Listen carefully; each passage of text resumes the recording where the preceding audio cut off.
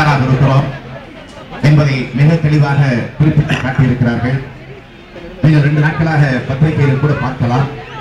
சேலம் மாவட்டத்தினுடைய செயலாளராக இருக்கக்கூடிய முன்னாள் அமைச்சர் நம்முடைய அன்புக்குரிய வீரபாண்டியார் அவர்கள், அவர் மீது பல வழக்குகள் போடப்பட்டன. அந்த வழக்கு சம்பந்தமாக அவரை நீதிமன்றத்திற்கு சென்று ஜாமீனம் பெற்றிருக்கிறார். ஜாமீன் பெற்றதற்கு பிறகு 2 நாள் 3 நாள் காவல் நிலையத்திற்கு அவர் அழைத்துச் சென்று விசாரணை நடத்தியிருக்கிறார்கள். விசாரணை முடிந்து நீதிமன்றத்துடைய நிபந்தனை அடிப்படையில் அவர் தினந்தோறும் காவல் நிலையத்திற்கு சென்று கையெழுத்து போட வேண்டும் என்று சட்டம் போட்டிருக்கிறார்கள். அந்த அடிப்படையில் காவல் நிலையத்திற்கு சென்று கையெழுத்து போடுகிற போது இன்னொரு வழக்கை போட்டு வேறொரு வழக்கில் அவரை கைது செய்து சிறையில் அடைத்து, அது சேலத்தில் அல்ல கோவையில் கொண்டு போய் அடைத்து வைத்திருக்கிறார்கள். ஆக இந்த அராஜகத்தை தான் அதேபோல நம்முடைய தென் சென்னை மாவட்ட கழகத்துடைய செயலாளர் சட்டப்பேரவை உறுப்பினர் கே அன்பழகன் அவர்கள் இரவு 2 மணி அளவிலே வீட்டிற்கு புகுந்து ஏதோ தீவிரவாதிகளை கைது செய்வதை போல, ஏதோ கொலைகாரர்களை கைது செய்வதை போல இரவு 2 மணிக்கு வீட்டில் வச்சு கதவை தட்டி தூங்கிக் கொண்டிருக்கக்கூடியவரை எழுப்பி கைது செய்து, அதுவும் சென்னையிலே கூட அடைத்து வைக்காமல் கோவைக்கு கொண்டு போய் அடைத்து வைத்திருக்கிறார்கள். என்ன அவர் மீது வழக்கு என்று கேட்டால், திருப்பூரை சார்ந்த சீனிவாசன் என்பவர் தந்திருக்கக்கூடிய புகார். இது என்ன வேடிக்கை கேட்டீங்கன்னா, அந்த சீனிவாசனை, திருப்பூர் சீனிவாசனை சில ஆண்டு காலமாக பல வழக்குகளில் அவரை கைது செய்ய வேண்டும் என்று போலீஸ் தேடிக்கொண்டிருக்கிறது. காவல்துறை அவரை தேடிக்கொண்டிருக்கிறது. ஆக காவல்துறை தேடிக்கொண்டிருக்கிற இடத்தில் பதுங்கி இருக்கிறார். ஆக தலைமறைவாக இருக்கிறார். தலைமறைவாக இருக்கக்கூடிய சீனிவாசன் தந்த புகாரின் அடிப்படையில் நம்முடைய தென் சென்னை மாவட்ட செயலாளர் சட்டமன்ற உறுப்பினர் கே அன்பழகனை கைது செய்து இன்றைக்கு கொண்டு போய் சிறையில அடைத்திருக்கிறார் என்று சொன்னால், இதைத்தான் இன்றைக்கு நாம் கண்டிக்கிறோம். அது மட்டுமல்ல, நான் நேற்று முன்தினம் திருவாரூர் மாவட்டத்திற்கு சென்றது உங்களுக்கு தெரியும். அப்படி சென்ற போது என்ன நடந்தது என்பது உங்களுக்கு தெரியும். அப்படி நடந்த காரணத்தால் நீங்கள் எல்லாம் ஆர்ப்பரிந்து ஆங்காங்கே சாலை மறியலை நடத்தி உங்களுடைய கண்டனத்தை வெளிப்படுத்தினீர்கள் என்பதும் நாடு நன்றாக தெரியும்.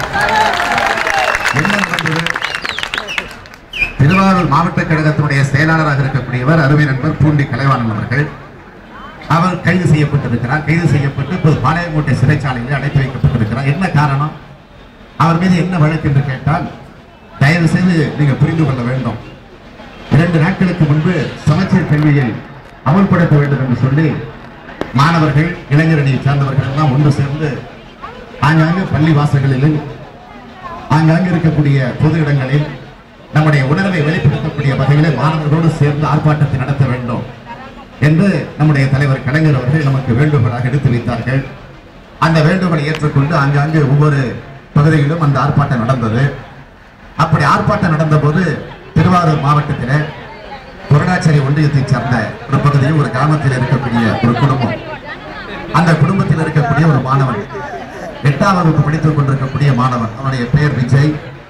இதில் என்ன வேடிக்கைன்னு கேட்டீங்கன்னா, அந்த விஜயை பெற்றெடுத்த தந்தை சிபிஎம் மார்க்சிஸ்ட் கம்யூனிஸ்ட் கட்சியை சார்ந்தவர். அவருடைய மகன் தான் விஜய். அந்த 8ஆம் வகுப்பு படித்துக் கொண்டிருக்கக்கூடிய அந்த மாணவன் பள்ளிக்கூடத்திற்கு சென்றிருக்கிறான். இந்த போராட்டத்தை பார்த்து அவனும் அந்த ஆர்ப்பாட்டத்திலே தன்னை ஈடுபடுத்திக் கொண்டிருக்கிறான். போராட்டம் முடிந்ததற்கு பிறகு அந்த வழியாக வந்த ஒரு பேருந்தில் ஏறி தன்னுடைய ஊருக்கு வீட்டிற்கு திரும்பி இருக்கிறான். அந்த பேருந்திலே இடமில்லாத காரணத்தால் அவன் ஃபுட்போர்டிலே நின்று வந்து கொண்டிருக்கிறான். எதிர்பாராத நிலையில் ஒரு விபத்து ஏற்படுகிறது. அந்த பேருந்து அப்படியே கவிழ்ந்து ஒரு பள்ளத்திலே போய் விழுகிறது. அந்த விழுந்த நேரத்தில் அந்த பேருந்திலே பயணம் செய்து கொண்டிருந்த ஒரு 5-6 பேர் படுகாயம் அடைகிறார்கள். ஆனால் ஃபுட்போர்டிலே வந்த காரணத்தால் எக்குமுக்காக சிக்கி அவன் இறந்து விடுகிற ஒரு சூழ்நிலைக்கு ஆளாகி விடுகிறது. இந்த சம்பவம் கேள்விப்பட்டு நம்முடைய மாவட்ட செயலாளர் பூண்டி கலைவாணன் இடத்திற்கு ஓடோடி வந்து உடனடியாக எல்லாவித வசதிகளையும் முதலுதவி அத்தனையும் செய்திருக்கிறார். அடிப்பட்ட அந்த பிரயாணிகளை எல்லாம் மருத்துவமனைக்கு எடுத்துச் சென்று முதலுதவி செய்திருக்கிறார். சிகிச்சை அளிப்பதற்கு துணை நின்றிருக்கிறார். அதற்கு பிறகு இறந்த அந்த உடலை கூட முறையாக மருத்துவமனையில் ஒப்படைத்து அதற்கு பிறகு போஸ்ட்மார்டம் எல்லாம் செய்து அந்த உடலை பெற்று குடும்பத்தாரிடம் ஒப்படைத்திருக்கிறார். இதுதான் அவன் செய்த தவறு. அதற்கு பிறகு என்ன ஆயிற்று? அந்த இரவோடு இரவாக காவல்துறையை சார்ந்த அதிகாரிகளுக்கு ஆட்சியாளர்கள் கட்டளை பிறப்பிக்கிறார்கள்.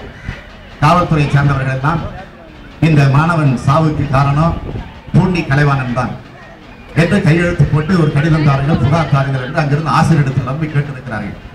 அந்த பள்ளிக்கூடத்தில் இருக்கக்கூடிய ஆசிரியர்கள் அத்தனை பேரும் மறுத்திருக்கிறார்கள். இது முடியாது, நிச்சயமாக இப்படிப்பட்ட ஒரு அபாண்ட குற்றச்சாட்டை நாங்கள் சொல்ல முடியாது என்று மறுத்திருக்கிறார்கள். அதற்கு பிறகு அந்த பொதுமக்களிடத்தில் போய் புகாரை கட்டாயப்படுத்தி கேட்டிருக்கிறார்கள், அவர்களும் மறுத்திருக்கிறார்கள். அதற்கு பிறகு அந்த பள்ளிக்கூடத்தில் படித்துக் கொண்டிருக்கக்கூடிய ஒரு மாணவனுடைய தந்தை அவரை பிடித்து மிரட்டி அவரிடத்தில் கையெழுத்து வாங்கியிருக்கிறார்கள். அவனும் புகார் கொடுத்திருக்கிறார். அவர் எப்படி புகார் கொடுத்திருக்கிறார் என்று சொன்னால், பள்ளிக்கூடத்தில் படித்துக் கொண்டிருக்கக்கூடிய எங்களை எல்லாம் பள்ளிக்கூடத்திற்கு போகாமல் அந்த மாணவனுடைய தந்தை, யாரோ ஒரு மாணவனுடைய தந்தை, அவர் ஏதோ பள்ளிக்கூடத்தில் படித்துக் கொண்டிருப்பது போல புகாரில் இருக்கிற எஃப்ஐஆர் இருக்கு, இதெல்லாம் நீதிமன்றத்தில் வரப்போது, அப்போ முகமூடி எல்லாம் தெரிய போகுது, அப்படியே கொடுத்திருக்கிறார். நாங்கள் பள்ளிக்கூடத்திற்கு போக முடியாத அளவிற்கு அவசரத்தில் எழுதி தந்த காரணத்தால் இந்த போல, ஆகவே இப்படி எழுதி தந்திருக்கிறார். ஆக எங்களை படிக்க விடாமல் செய்ததற்கு காரணம் பூண்டி கலைவாணன். பள்ளிக்கூடத்திற்கு போக விடாமல் தடுத்ததற்கு காரணம், எங்களை தூண்டிவிட்டதற்கு காரணம், போராட தூண்டிவிட்டதற்கு காரணம் பூண்டி கலைவாணன் என்று புகார் கொடுத்த காரணத்தால் அவரை கைது செய்வதற்காக முயற்சிகளை ஈடுபட்டார்கள். நான் தஞ்சையிலிருந்து திருச்சிக்கு போய் சென்னையிலிருந்து புறப்பட்டு திருச்சியில போய் முதல் நாள் இரவு விமானத்தில் போய் இறங்கி அதற்கு பிறகு இரவோடு இரவாக தஞ்சையில போய் சேருகிறேன். தஞ்சையிலிருந்து மறுநாள் காலை 8 மணி அளவிலே புறப்பட்டு திருவாரூருக்கு சென்று திருவாரூரில் இருந்து திருத்துறைப்பூண்டியில் ஒரு நிகழ்ச்சி, கழகத்தோழருடைய பட திறப்பு விழா நிகழ்ச்சி, கழகத்திற்காக உழைத்த ஒரு தியாகியினுடைய பட திறப்பு விழா நிகழ்ச்சி. அந்த நிகழ்ச்சிக்காக நான் போய் கொண்டிருந்த போது திடீரென்று ஆலத்தம்பாடி என்ற இந்த பகுதியில் ஒரு 200 காவல்துறை சார்ந்த அதிகாரிகள், காவலர்கள் எல்லாம் ரோட்டை வழிமறித்து சாலை மறியல் என்று எங்களை கைது செஞ்சாங்க. ஆனா யார் சாலை மறியல் செஞ்சு எங்களை வழிமறித்தது? காவல்துறை அதிகாரிகள். எங்கள் காரில் இருக்கக்கூடிய மாவட்ட செயலாளர் பூண்டி கலைவாணன் நாங்கள் அழைத்துச் செல்ல வேண்டும், அழைத்துச் செல்ல வந்து விசாரணை நடத்த வேண்டும். என்ன காரணம், எதற்கு விசாரணை என்று கேட்டோம். என்று சொன்னார்கள். அதற்கு பிறகு சாலையை நாங்கள் கிளப்புகிற போது உடனடியாக போலீஸ் காரை எல்லாம் கொண்டு வந்து சாலையை நடுவில் நிறுத்தி வைத்து எங்கள் கார் போக முடியாத அளவிற்கு தடுத்து நிறுத்தினார்கள். அதற்கு பிறகு நாங்கள் கீழே இறங்கி வாரண்ட் இருந்தால் காட்டுங்கள், அல்லது ஒரு எஃப்ஐஆர் இருந்தால் அதையாவது காட்டுங்கள், அப்படி இருந்தால் அப்படி காட்டினால் நாங்களே அவரை உங்களோடு அனுப்பி வைக்கிறோம் என்று சொன்னோம். இல்லை இல்லை, நாங்கள் விசாரணைக்கு தான் அழைக்க வந்திருக்கிறோம் என்று சொன்ன போது அப்படி என்றால் அனுப்பி வைக்க முடியாது, அது மாவட்ட செயலாளர் ஒரு சாதாரண தொண்டனாக இருந்தால் கூட சட்டப்படி நீங்கள் அழைத்து நாங்கள் அனுப்பி வைக்கிறோம் என்று நாங்கள் சொன்னோம். அவர்கள் எந்தவித ஆதாரத்தையும் காட்டல. அதற்கு பிறகு நாங்கள் வேறு வழி இல்லாமல், எங்களுக்கு சொல்வதற்கு வழி இல்லாமல் நாங்கள் சாலை மறியலில் ஈடுபட்டோம். அதற்கு பிறகு எங்களை கைது செய்தார்கள், அழைத்துச் சென்றார்கள், என்ன என்று தெரியும். ஆனால் அதற்கு பிறகு எங்களை கைது செய்து ஒரு மண்டபத்தில் வைத்திருக்கிற போது அதற்கு பிறகு எஃப்ஐஆரை தயாரித்து கொண்டு வந்து என்னிடத்திலே காண்பித்து எஃப்ஐஆரை போட்டுவிட்டோம், எனவே நீங்கள் எல்லாம் போங்கள், நாங்கள் அவரை கைது செய்து அழைத்துச் செல்கிறோம் என்று சொன்னார்கள். நான் சொன்னபடி அவர்களோடு அனுப்பி வைத்துவிட்டு நாங்கள் அடுத்த நிகழ்ச்சிக்கு போய்விட்டோம். இதான் நடந்துச்சு.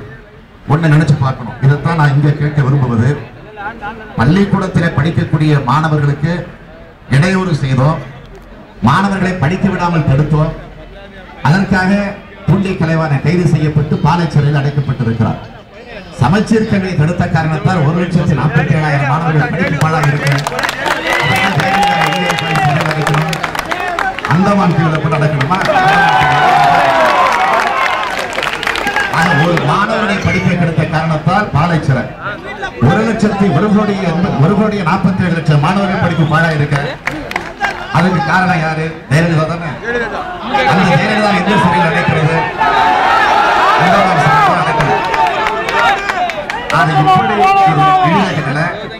ஒரு சர்வாதிகார நிலை இன்றைக்கு நாட்டிலே உருவாக்கி இருக்கிறது.